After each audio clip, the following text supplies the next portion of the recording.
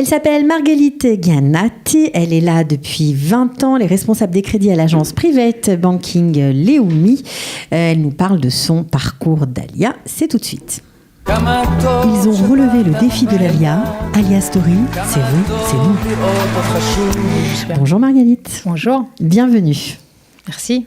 Alors, une Alia, on se tutoie, on se voit, je ne sais plus. Je mélange on les se tutoie, deux. On se tutoie. Ok, une Alia, quand on a préparé l'émission, tu m'as dit non, mais moi, mon Alia est très classique, ça ne s'intéresse pas grand monde, tout le monde est passé par là, l'école juive, etc., etc. Mais pourtant, chaque parcours est bien particulier et dans chaque histoire, il y a toujours un point qui est vraiment intéressant. Et dans la tienne, c'est que tu étais une petite fille quand tes parents, je crois que tu venais de naître, ont acheté un appartement à Netanya. Exactement. Toi qui avais grandi dans le 11e, la communauté du Rav Shlamé. Donc, des parents parisiens. Des parents parisiens qui eux-mêmes n'avaient pas du tout de famille en France, mais se sont retrouvés en France. Et pas d'Alia au programme, a priori. Non. Voilà. Non. Mais très sioniste dans l'idée de en fait, nous faire grandir avec cet appartement à Netanya qu'on a savouré toutes nos années de tendre enfance. Voilà. Et ce qui était intéressant dans ton parcours, c'est que cet appartement qui vous a servi de lieu de vacances, eh bien, tu aurais pu, puisqu'il est à Netanya, aller au Kikar, passer tes soirées et tes après-midi, mais ce n'était pas le programme de tes parents. Non, l'idée de mes parents, c'était en fait de se dire on va prendre un petit appartement, pas en plein Kikar d'ailleurs, un petit peu plus excentré. Et en fait, ça va nous permettre d'enseigner à nos enfants l'hébreu. Mais de vivre à l'israélienne. Complètement. C'est-à-dire que quand vous étiez petit, vous n'alliez pas à la plage le matin, mais vous alliez à la Keïtana, comme les enfants israéliens. Exactement. Ça nous a permis d'abord d'apprendre l'hébreu. Alors qu'on ne parlait pas du tout hébreu, ça nous a permis de rencontrer nos voisins de l'immeuble et du quartier et de se rendre compte qu'en fait, on va à la Macolette, on suit un peu la vraie vie locale et c'est quelque part quelque chose qui nous a permis d'avoir un très bon hébreu. Et parce que c'était ancré dans la petite enfance. Voilà. Ça rentre bien là en général. Et après, l'après-midi, on pouvait aller à la mer ou à la piscine. On suivait. Mais c'est sûr que c'était une idée qui était quelque part probablement révolutionnaire. Aujourd'hui, avec du recul, on s'en rend compte. Oui, bien sûr. On avait quelques couples d'amis qui avaient fait leur alia, donc on avait quelques repères un peu sur place. Mais on était avec le chauffeur de bus qui se levait à 4h du matin et qui nous réveillait tous les matins, et les voisins du médecin qui habitait dans l'immeuble, et on jouait en bas dans la cour comme les enfants. Comme les enfants israéliens, c'était le melting pot. Donc c'était pas trop un choc quand on rentre à Paris, non? Vous étiez habitués? Non, on apprend d'autres jeux, donc ça change. On revient bronzé, donc tout le monde est content. Après, le retour est un petit peu plus difficile, mais j'ai fait ça vraiment depuis que je suis née. Donc, tous les étés en Israël, quelque part, l'inconvénient, c'est que je ne connais pas la France. C'est comme ça qu'il faut voir les choses. Oui, parce que tu étais là, évidemment. C'était très reposant. Et puis, pour mes parents, pour mon père, Zichron Livra, c'était vraiment très, très important de venir en Israël. Il aimait beaucoup Israël, donc ça faisait partie de sa manière à lui de venir et de se reposer ici. Et puis de vous inculquer aussi cet amour du pays, c'est important aussi pour lui, je crois. Alors, scolarité classique à Yavne, voilà. Scolarité à Lucien de Hirsch d'abord, à Yavne ensuite, bac B, très classique. J'étais au Bnei Akiva, d'abord à la rue de l'Échiquier, après dans le 19e, je ne me rappelle plus de l'adresse, et ensuite à la rue Bichat. Je suis même devenue madricha. Et donc, quand j'ai passé mon bac à 17 ans et demi, il était quelque part très clair. Parcours logique, maman, papa, je pars en Israël. Non, pas d'opposition, j'imagine, chez toi. Tout le monde était conscient que ça devait arriver. Donc, par contre, sur tes frères et sœurs, je crois que tu es la seule à être partie. En tout cas, ton frère n'est pas parti. Ta sœur, oui, était partie avant toi. Ma sœur est partie avant moi. Mon frère a décidé de rester en France. Il est depuis arrivé en Israël il y a quelques années. Mais il a fait ses études en France. Pour moi, c'était clair de venir en Israël. J'aime beaucoup Israël. J'aimais beaucoup Israël déjà à l'époque. Pour moi, c'était plus le fait de quitter le cocon familial. Ouais. Alors, tu as fait 1 an dans une Mirklala, à Elkana, pour te préparer. C'est des espèces d'années préparatoires. Je ne sais pas si le programme existe toujours. Une année un peu... Une année un peu de kiff, voilà, une année un petit peu de préparation avec beaucoup de tioulim en Israël, avec beaucoup d'études juives aussi. Le fait de rencontrer des filles qui sont différentes et un peu de tous les pays, puisque c'était un programme uniquement pour filles étrangères. Le fait d'être indépendante et de se mettre à avoir son compte en banque, se faire sa lessive, se faire à manger, enfin des choses qui pour quelqu'un qui habite dans une maison avec une bonne maman juive n'existe pas. Dire, je ne sais pas s'il n'existe pas. En tout cas, c'est l'apprentissage et le bonheur d'être libre, on va dire. Voilà. Et fini cette année, en fait, en passant mes psychos, je me suis dirigée à l'université. Oui, je suis passée à Bar-Ilan en me disant que ce que je voulais faire, j'avais un rêve, c'était d'être prof de sport, mais je ne l'ai pas réalisé. Okay. Peut-être un jour si je change de vie. La vie est pleine de surprises en Israël. Voilà. Okay. Donc j'ai fait un premier cycle en fait d'études d'économie. J'ai fait une licence d'économie à Bar-Ilan. J'ai parallèlement à ça décidé que j'allais faire une licence d'hébreu à l'INALCO à Paris. Je savais qu'à l'époque, régulièrement... Tu rentrais en France. Exactement, donc j'ai décidé de faire ça. Ça m'a permis un peu de perfectionner d'abord mon hébreu et mon français. Et puis c'était une manière aussi de faire autre chose, en plus de l'économie et de la midrasha à Bar-Ilan. Alors, est-ce que finir avec un diplôme de l'université de Bar-Ilan, ça suffit pour maîtriser l'hébreu ou il faut encore et encore le travailler ? Alors, je dirais que d'abord, à la base, pour moi, l'hébreu, c'est un outil indispensable quand on vit en Israël. Je sais qu'il y a beaucoup de gens qui y pensent, qui se disent « Bon, mais ça va, je vais me débrouiller, je vais travailler dans un call center en français, etc. » Je suis une inconditionnelle de l'hébreu, je suis dure avec l'hébreu.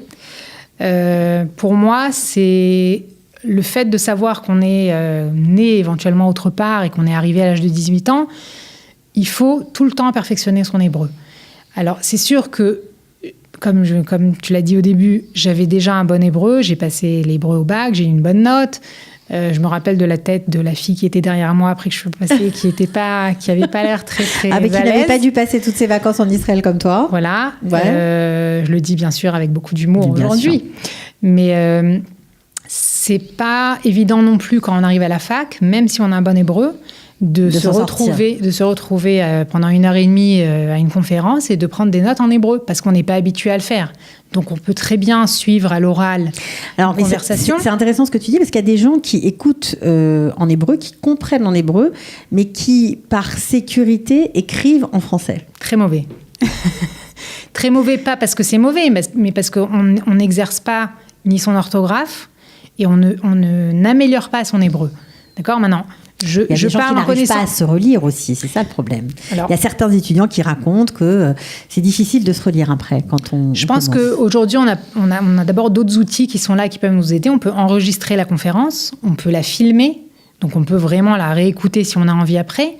On peut aussi se mettre dans la marge des petites annotations en français, parce que parfois, il y a vraiment un mot qu'on n'a pas suivi, donc on est avec la lacune tout le temps.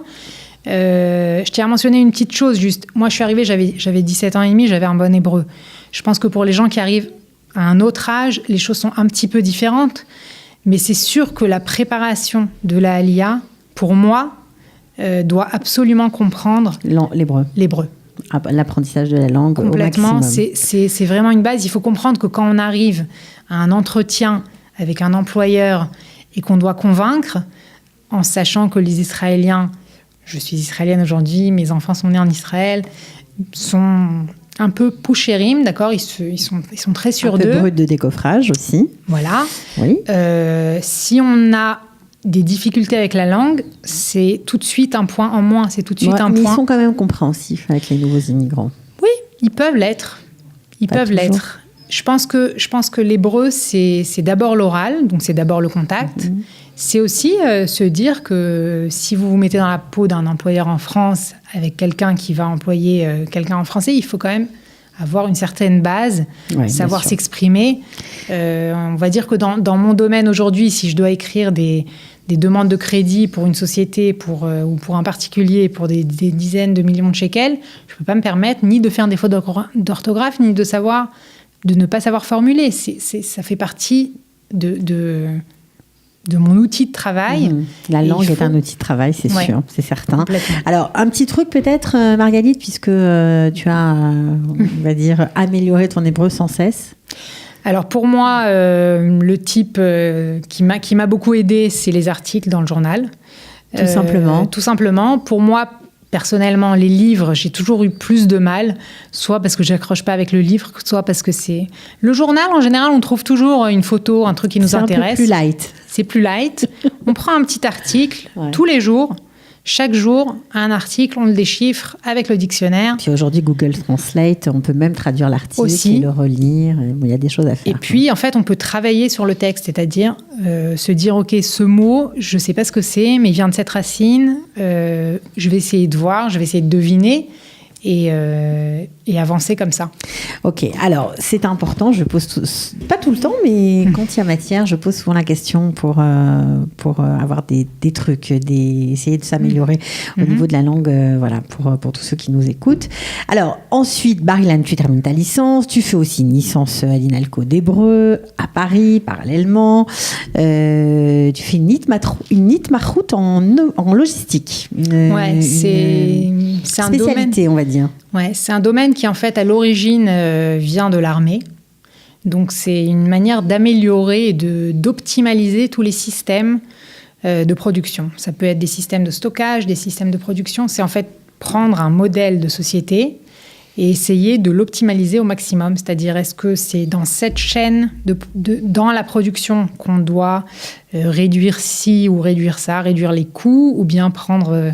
c'est assez technique. Moi, ça m'a permis d'abord de faire de l'ordre dans ma vie, parce que j'aime bien ce genre de raisonnement très analytique et essayer d'isoler des procédures et d'essayer de se dire où est-ce qu'on peut faire mieux. D'accord ? Ça m'a pas tellement servi à la banque, même si je travaille aujourd'hui à la banque, ça me sert pas vraiment. C'est pas que j'ai terminé mes études et que je prends des modèles MRP et qu'aujourd'hui je les... Je crois que ce soit pas tellement le cas en général pour beaucoup de monde, mais bon. On va dire que c'est des choses qui se font à une échelle beaucoup plus élevée que moi, mais c'est une manière d'abord de s'ouvrir un peu l'esprit. Et puis c'est de l'économie, quoi. Pour rentrer à la banque, c'était l'économie. Alors avant la banque, tu as eu quand même une expérience professionnelle assez intéressante, même si elle remonte à loin. Tu voulais travailler dans le domaine alimentaire et tu t'es retrouvée à travailler dans la minoterie de Jérusalem. En fait, j'étais passionnée pendant mes années d'études, vu qu'on essaye d'analyser la production, etc. C'est le domaine alimentaire qui m'a vraiment plu. Et donc, j'ai décidé, après mes études, de passer à Jérusalem. Et je me suis intéressée à quel type d'usine ou de fabrique il y avait à Jérusalem. Il n'y en a pas beaucoup. En fait, elles sont pratiquement toutes dans le centre et un petit peu dans le nord. Et il y a plus de stockage à Jérusalem. Mais il y a une minoterie qui est située en face de Angel, à Givat Shaul, enfin à Kiryat Moshe, à Jérusalem. Ceux qui passent en voiture la voient. On peut pas la rater. Non. Et donc, je suis rentrée, ça a été mon premier poste en Israël. Et d'abord, j'ai beaucoup appris parce que le propriétaire de la minoterie était un type de la vieille école qui était là avec toute son expérience derrière lui, qui était vraiment un type passionnant.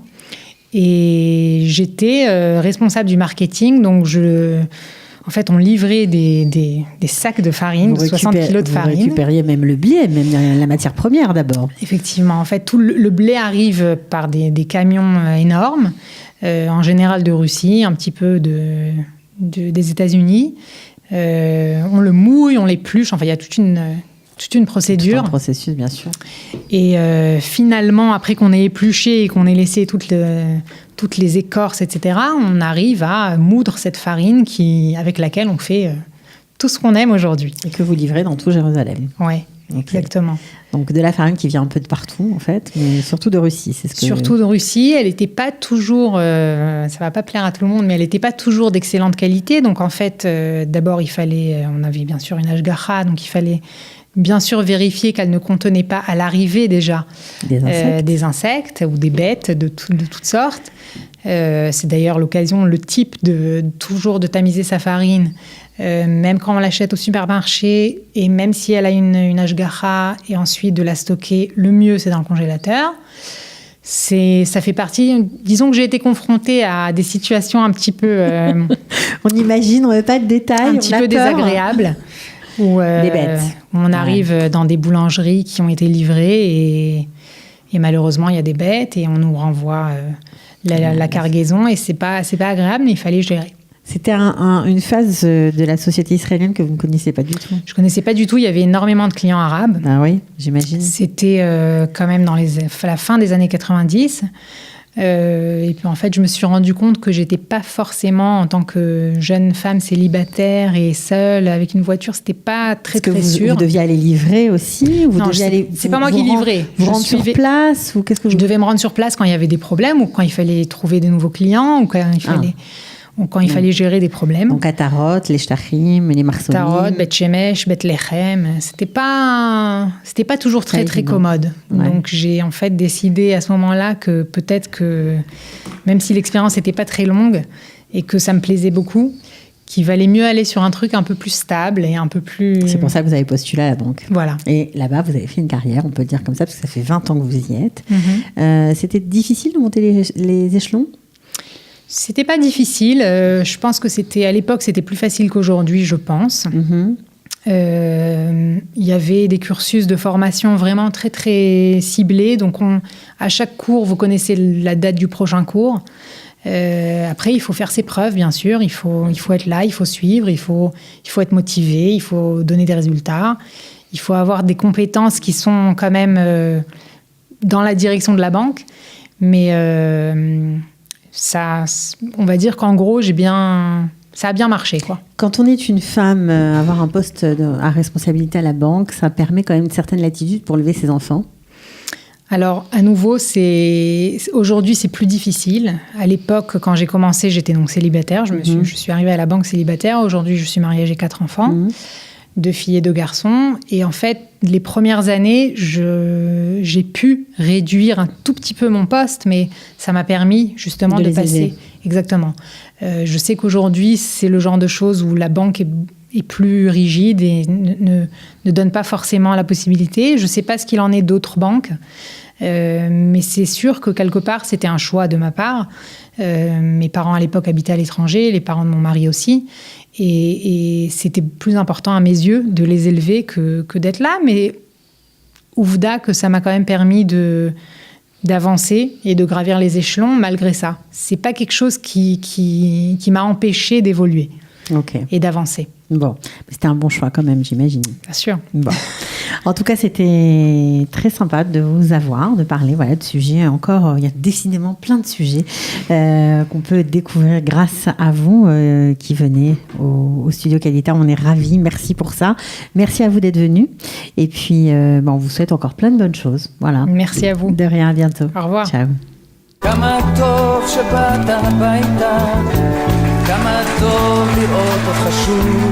Ils ont relevé le défi de l'Alia. Studio Qualita vous raconte leur histoire. Alia Story, c'est vous, c'est nous.